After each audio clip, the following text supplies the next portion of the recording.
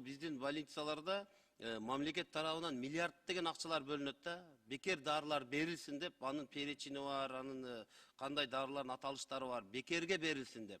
Бирок ошол больницанын жетекчилери өздөрүнүн кызыкчылыгын ойлошуп, ал бекер дарыларды чоң кылып больницага илип койсо болот. Мына жарандар, мына дарылар мамлекет тарабынан берилет, бекер бул дары депчи. Бирок аны алар илгиси келбейт да. Себеби ал жерде алар сатат ал дарыны. Мамлекет бекерге берет, а врачтар ал дарыларды сатат пациенттерге. Ошону сатканын далили мына жакында эле онкология больницанын врачтары кармалды. Бул азыр бүгүнкү күндө кармалган больницанын врачтары бул бир эле больницада болуп аткан маселе. Мамлекет миллиард деген акчаларды бөлүп берет, а бирок врачтар аны бизнес кылып чөнтөгүнө алып отурат да. А чыныгы максатына мамлекет бөлгөн акча жетпей атат, акчаларычы. Ошону мен сиздерге сунуш берет элем.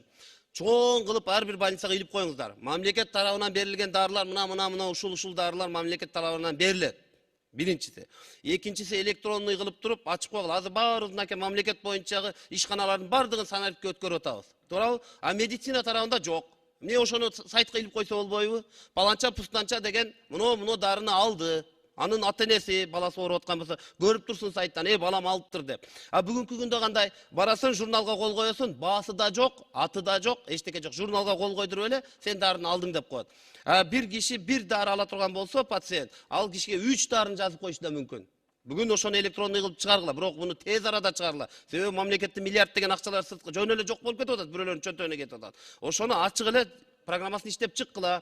Керек болса biz de görüp turaylı. Kim kaysı darını alıp atat, bizim şaylauçularımız kayırlat misal için. Biz görüp turalım da kimisi kaysı darını alıp atat. Az onkologiyaga men kança jolu bardım, kança orular men süйлөштүм. Emne darı alıp atasın sen bilbeyt. Kayıntı alıp atasın sen bir jurnalga kol koyup atan bilbeyt. A mamleketten hazır эле мен сизге айтып берейин. 2025 жылга 860 миллион сом бөлөй. Бул миллиард деген бул оңор акча эмес.